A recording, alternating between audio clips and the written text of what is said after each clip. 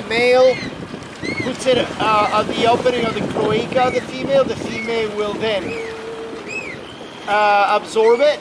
But in order to actually make sure that inseminations happen, you got to do that over and over again. Yeah. So that is weird. What is he doing? Checking us out. How long do they finding a warm body?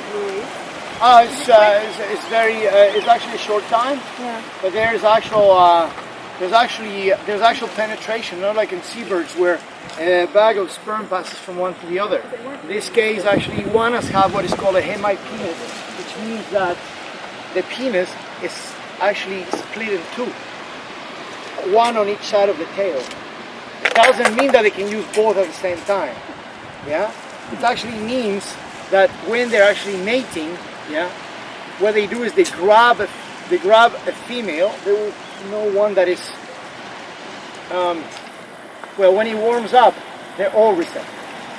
The one that is closer to them, they just kind of walk around them and they just jump them, grab them by the neck, pin them, take them to a crack or something like that where it will be protected, pin them to the ground, and then they put their leg on top of their tail, and then they mate. The thing is, and they actually eat things that don't move. There you go, that's the male going after the female. And this man is saying that, so what happens when they warm up? They don't get on top of each other because they warm up too much. If you're super hot and somebody comes and hugs you, unless you're super, super hot. But anyway, and this is a female. This is a female, look at this. This is a female, it's got a egg sac. See where the eggs form, you see the little period? So when they mate, what happens is that the male will come in like closer to her, she will just drop this, she will drop its own, and then the penis will go in there, and then the eggs will be developing into this little cilia there at the branch. The male will have a triangular rostrum, well, the female is round. Yeah? And they do that hundreds of times, right? And every single thing in the tail. You always look at the tail of tortoises and turtles. The tail is short as a female, the tail is long as a male. Because the cloaca is what becomes the penis for breeding. So if the male has, the animal has a short tail, is because the cloaca doesn't extend. And because they have a shell, the cloaca, the male cloaca needs to be super long. It has to be, so that's why this works. Because they have to work in between the carapace and underneath the tail. And that's not an easy task. Let's see, it might be a female. See the mounter. It could actually be a male and another male, and the male is going to mount the male.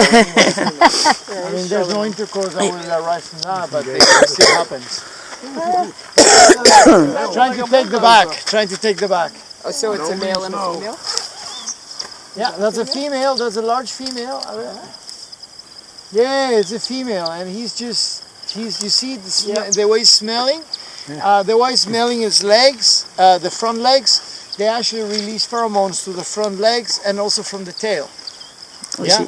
Is he going for it? The pheromones are out there, and that's why he's right after. So yeah, that looks like a female to me. I mean, I cannot see a long tail, and that male could actually be after her for a while. And a tail. So it could take hours at a time. Hours and hours of mating. We have muscular penises. Tortoises have what we call slow twitch or white muscle penises. There are also muscular red penises. Cattle, deer, whales have muscular penises, and they're not as erect. They're more flaccid, but they serve the same purpose. They usually move differently. And you have vascular penises, which is what we have. If you don't know about vascular penises, then you've gone a long way with a big problem. Vascular penises. Horses have vascular penises, other primates. Elephant has the ultimate vascular penis in the world. It's a searching penis. It's huge, it's scary. That thing can knock you over. It really searches. It moves like this. You should watch it on YouTube. If you think that George was a tortoise that had to go throughout his life without any other interaction with tortoises, and when the right time for breeding came, he had no exposure to the competition, to the pheromones of the animal, and to the mere visual voyeurism of watching other tortoises mate, then he did not learn what he had to learn. He didn't have no tools for his sexual development. So when he was put in that enclosure with females that didn't belong to paint time, there could be a reason too. He was never capable of interacting sexually the right way. And we think that was the main reason for his failure. Even though we never found a female from the same island, we know that tortoises will try to reach, when the right times come, with almost anything that moves because they get sexually aroused by the production of pheromones. Even if they belong to a different species, they're still closely related enough for that to happen.